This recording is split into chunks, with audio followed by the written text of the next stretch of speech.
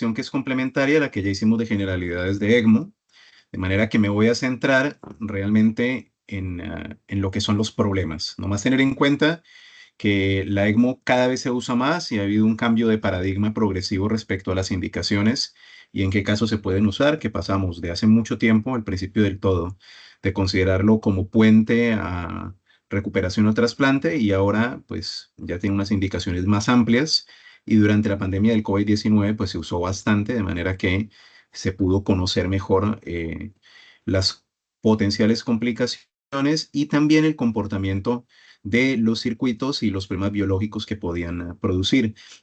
De esta manera, solamente en ese pantallazo lo que quiero es que recuerden las indicaciones específicas están dirigidas sobre todo a proteger el pulmón en pacientes que por el motivo que sea, el intercambio de gases está severamente alterado y es incapaz de mantenerse de manera correcta con medidas como la ventilación mecánica protectora, que es decir, lo que hemos repetido muchas veces, volúmenes corrientes de 6 mililitros por kilo, con un driving pressure menor de 15 y una presión plato menor de 30, en pacientes que están bien sedados, bien relajados y pronados. Si a pesar de todo eso mantenemos PAFI-2 menores de 50 por más de 3 horas o menores de 80 por más de 6 horas, pues en ese caso la indicación por hipoxemia sería la de una ECMO, y la otra indicación sería por fallo hipercámnico refractario, definido como un pH menor de 7,25, PCO2 mayor de 60, a pesar de ventilación protectora y de frecuencias respiratorias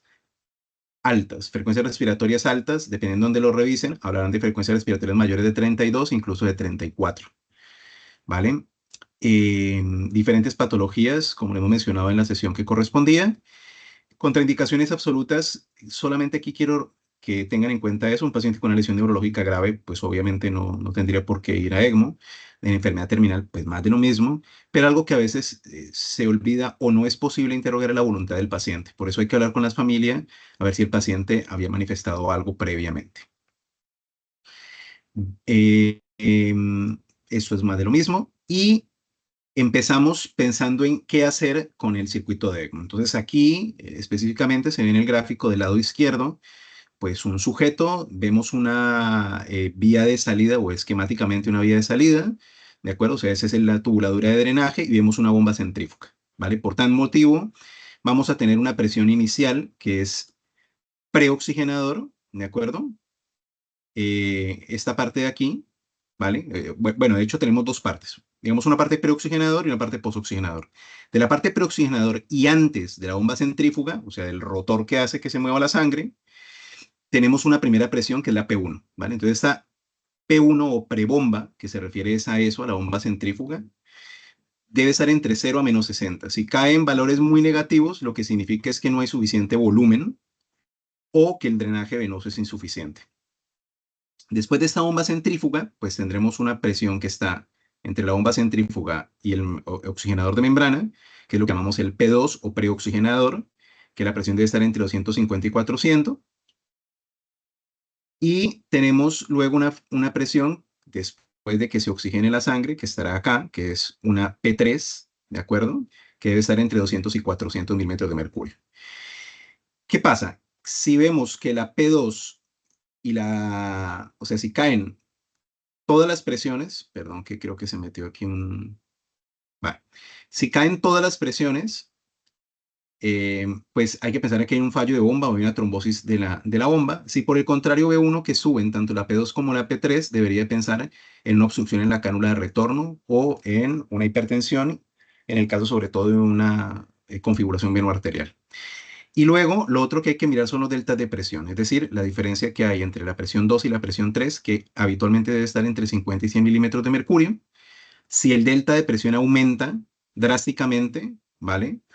Por ejemplo, una P2 muy alta, pero una P3 baja, pues eso lo que significa es que hay una trombosis del oxigenador, o sea que hay una falla de membrana. Por tanto, el mensaje aquí es algo que tenemos que hacer cuando empezamos a ver problemas en la oxigenación del paciente, a pesar de llevar una ECMO, es medir las presiones.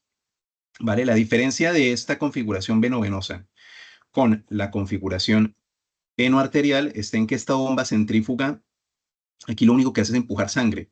Aquí realmente no genera una asistencia del ventrículo derecho, no descarga el ventrículo, o sea, no hay una descarga de la función ventricular, una función de bomba cardíaca real. Problemas que nos podemos encontrar. Paciente que está hipoxémico a pesar de la ECMO. En ese caso, lo que me tiene que alarmar es una saturación menor del 80%, ¿vale? Por tanto, la primera acción a la que debo ir es ir a ver el circuito, ¿vale? Debo chequear el flujo del mezclador, ver que está bien conectado todo, que sí se están mezclando los gases. Debo aumentar la FIO2 al 100% y realizar una prueba de rampa. ¿La prueba de rampa qué es? La prueba de rampa es modificar las revoluciones por minuto y de esa manera evalúo la respuesta al flujo sanguíneo. El segundo paso será ir a ver el ventilador porque necesito inicialmente garantizar al menos la respiración celular mínima.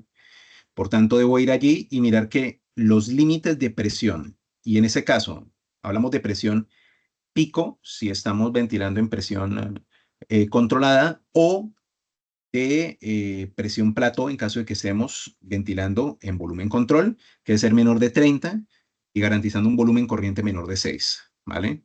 Es decir, ya verifiqué que mi ventilador está optimizado y el paso 3, bueno, y será hacer un diagnóstico diferencial rápido.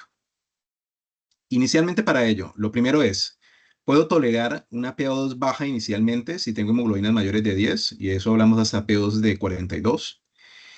Y si la saturación preoxigenador es menor o igual a 70%, eso me está diciendo que hay un aumento del consumo del VO2. Es decir, hay algo que se está tragando rápidamente el oxígeno antes de llegar a la membrana. Entonces, en ese caso, tengo que empezar a pensar que hay shock, por ejemplo, séptico, o hay otra causa de shock que no he tenido en cuenta.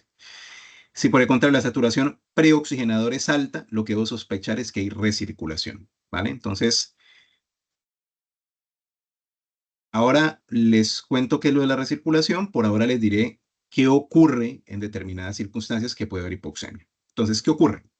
El paciente con distrés puede también hacer cor pulmonal, ¿vale? Porque hay pues una rigidez per se del parénquima pulmonar, que cuando es de modo agudo, pues no ha dado tiempo tampoco de que haya una compensación del ventrículo derecho. En los pacientes, por ejemplo, que tienen un tromboembolismo pulmonar, pues también se producirá lo mismo de manera aguda, porque tenemos algo que está tapando las arterias pulmonares y por tanto el ventrículo derecho de manera aguda tiene que soportarlo. ¿Qué podemos hacer? Colocar una ECMO venopulmonar, que es una cánula Protect Duo, que eso lo que hace es que va directamente hasta la arteria pulmonar, ¿vale? Es decir, tenemos una cánula donde habrá inicialmente un drenaje de sangre venosa de la aurícula derecha y va a devolver sangre oxigenada directamente a la arteria pulmonar. De esa manera descarga la función del ventrículo derecho. En estos casos, por ejemplo, podríamos ver hipoxemia refractaria. Otros casos en los que vemos hipoxemia refractaria es, por ejemplo, el neumotórax. En ese caso hay un problema, es del paciente. ¿Y qué es lo que ocurre? Se presentará desaturación brusca con hipotensión repentina, caerá el flujo de la ECMO por un problema de presiones, y acá lo que es clave es un aumento de la presión venosa central. Por tanto, es importante que los pacientes que estén con ECMO tengan una PVC, que podamos estar midiendo las PVCs. ¿Eso cómo se maneja? Pues se desconecta temporalmente del ventilador, se trata de disminuir la presión positiva, por ese motivo se desconecta temporalmente el ventilador. Pinchamos para disminuir el neumotórax también de manera temporal mientras podemos hablar con cirugía torácica y aportaremos volumen. En el caso del fallo de membrana, ¿qué es lo que ocurre? Hay un fallo del dispositivo. ¿Qué ocurre? El paciente, es decir, digamos, el flujo de sangre y demás está bien, el problema es que la membrana no funciona, por tanto la PO2 post-oxigenador será menor de 200 milímetros de mercurio y la diferencia de CO2 pre y postcircuito es menor de 8 milímetros de mercurio. Por tanto, aquí el dato clave para que se les quede es que si yo tengo una presión transmembrana mayor de 120 milímetros de mercurio y premembrana mayor de 300 milímetros de mercurio, tengo que pensar que hay un consumo de fibrinógeno y plaquetas que me está generando coágulos. Otra cosa que debo hacer siempre, además de mirar el circuito, es mirar en la membrana, o bueno, sí, en la membrana, si veo coágulos o si veo en partes del circuito coágulos, que eso también me ayudará a pensar cuál es el problema. ¿Qué tengo que hacer ahí? Pues preparar un circuito nuevo, que ya luego hablaremos cómo se hará. ¿Vale? Por tanto, como resumen esto, piensen, por ejemplo, en una viñeta clínica de un paciente de 53 años, obeso, con distrés por COVID, tiene un pH de 7,30, una P2 de 50, y hay una caída del flujo y requerimiento de FiO2 que tengo que poner al 100% en todo, ¿vale? Y es una desaturación brusca con coloración azulada en ambas cánulas. Lo primero que tengo que hacer que es chequear el mezclador de gases, ya lo dijimos. Listo, está bien. Aumento la FiO2 al 100% de manera temporal, vale. Hago una prueba de rampa y tengo que llamar al equipo de cirugía cardiovascular o de hemodinamistas, que entre ellos se coordinan para venir a la UER. Y mientras vienen, pues lo que tengo que tratar de hacer es diagnosticar qué es lo que está ocurriendo. Para eso, mediré la saturación preoxigenación y si es menor de 70, tengo que sospechar un aumento del consumo de VO2. Y si es alta, pues tengo que pensar que está recirculando. La recirculación sencillamente es que están muy cerca las dos cánulas, por tanto, la sangre oxigenada es capturada rápidamente por la cánula de drenaje, ¿vale? Y luego ya cuando han venido y han verificado todo lo demás, pues tengo que volver otra vez a colocar las presiones de mi ventilador de manera ultraprotectora y si es necesario puedo evaluar el pronoenecmo. El neumotórax, ya lo dijimos, aquí está la viñeta clínica de cómo sería el caso, pues obviamente tengo que auscultar al paciente, si hay disminución unilateral de la ventilación, pues tengo que evaluar si hay ingurgitación yugular, la PVC, puedo hacer ecografía de pie de cama o pedir una radiografía de tórax y aportar volumen temporalmente, desconectar el ventilador si es necesario y pinchar el lado donde hay hipoventilación. Recirculación, lo que les decía. Si están muy cerca las cánulas, que eso lo puedo ver en las radiografías, si tengo una distancia que es menor de 12 centímetros, lo ideal es que sea más separado aún, pues puede haber recirculación. Y la recirculación yo la puedo medir con esta fórmula que hay acá, y es el porcentaje de recirculación es igual a la saturación de oxígeno pre menos la saturación venosa de oxígeno o sobre el cociente de la saturación post menos la saturación venosa de oxígeno por 100, ¿de acuerdo? Si hay una saturación de oxígeno pre mayor de 70, eso me está diciendo que hay una recirculación clínicamente relevante. Por tanto, aquí es importante evaluar la coloración de las líneas, porque si las dos líneas, sobre todo la línea de drenaje, se ve muy roja, probablemente es que está aspirando sangre oxigenada. Puedo hacer una prueba de rampa. Si yo bajo las revoluciones y se mantiene la saturación premembrana igual, pues eso no será la causa, no será recirculación. Y la fase terapéutica, en caso de que identifique recirculación, pues será el reposicionamiento de las cánulas en el paciente y por tanto solo tiene que hacer cirugía vascular o bueno, cardiovascular.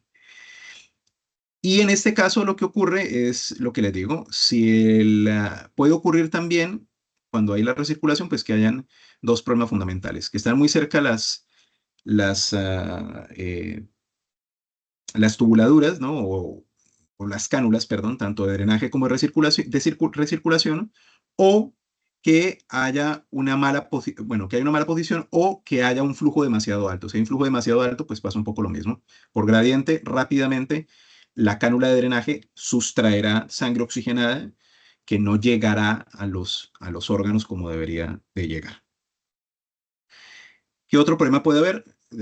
Lo que les decía, que la membrana esté disfuncionada porque está lleno de coágulos. Entonces, en ese caso, por ejemplo, lo que veré es que hay una PO2 posoxinador menor de 200 y que la presión transmembrana es mayor de 120, lo que decíamos la diferencia de CO2 menor de 8 y la evidencia de trombos.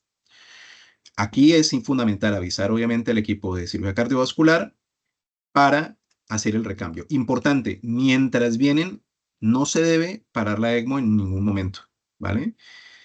Ventilamos lo mejor que podamos, decir al 100% y esperamos para que se haga el recambio, ¿de acuerdo? Eso solamente para explicar el motivo del por qué se va coagulando la membrana, ¿de acuerdo? Hay activación plaquetaria, hay citoquinas inflamatorias que facilitan que se vayan trombosando el circuito.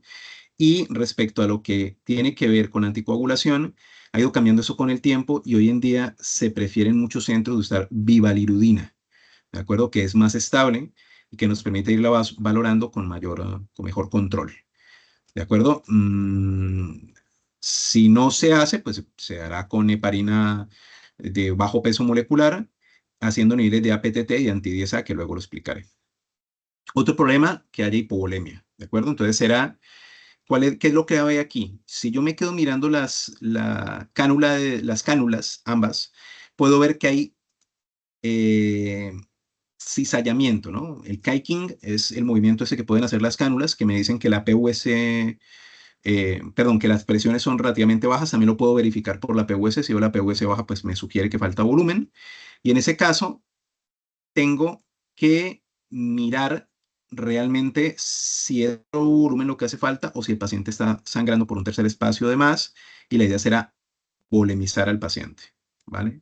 La presión alta posmembrana, pues la presión alta posmembrana me estará diciendo eh, que cuando yo aumento el flujo al subir las revoluciones, el paciente desatura antes más. Eso nos está diciendo que hay una obstrucción probablemente en la línea de retorno, o que hay un acodamiento, o que hay un coágulo, ¿vale? En ese caso, fundamental, pues hablar con el equipo de cirugía cardiovascular y para verificar qué es lo que está ocurriendo, qué está obstruyendo las cánulas.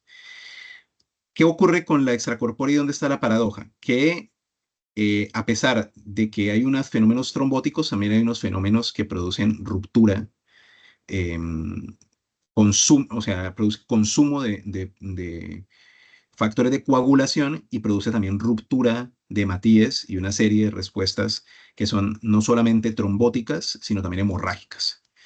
Y vemos cómo hay una progresión de la trombocitopenia en días, ¿vale? Que pasamos de tener unas plaquetas normales en el primer día, como al tercer día ya se suele ver un consumo de las plaquetas por cizallamiento, ¿de acuerdo? Y eso está directamente relacionado también con la velocidad que pueda llevar en el circuito, y con diferentes factores, como les digo, como por ejemplo el síndrome von Willebrand adquirido por consumo de factores von Willebrand.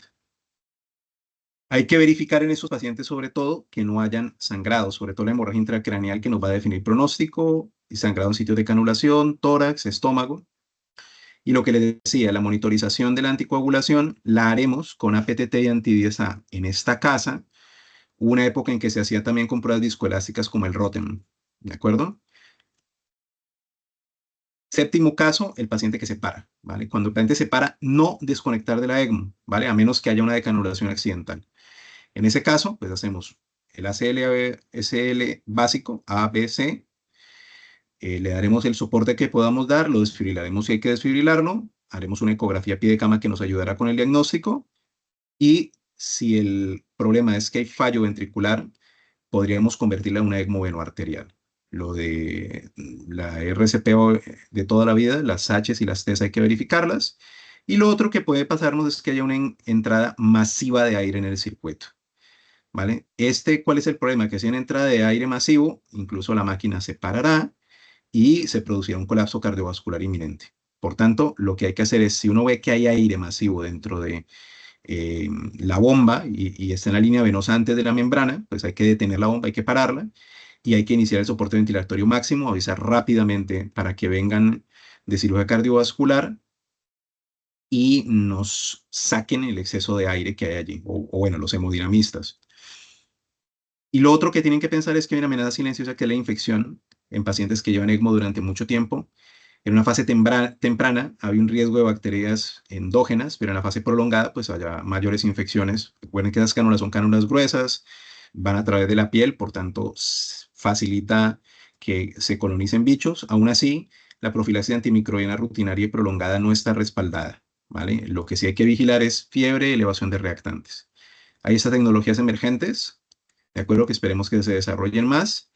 Y para resumir todo, primero siempre ver el circuito. Eso incluye desde los mezcladores de gases, todo el circuito. Tengo que mirar cómo van las cánulas, cómo está la membrana y demás. Debo involucrar al equipo de ECMO, es decir, al cirujano cardiovascular y el hemodinamista, al perfusionista, perdón, al perfusionista y al cirujano cardiovascular, y debo ir viendo la respuesta con el paciente. ¿De acuerdo? Y eso es todo. ¿Vale? Dejo de compartir y queda aquí grabado. Surgirán muchas preguntas, que eso es esperable. Es un tema que es complicado y más si no están ahora mismo por una ECMO, pero creo que es importante.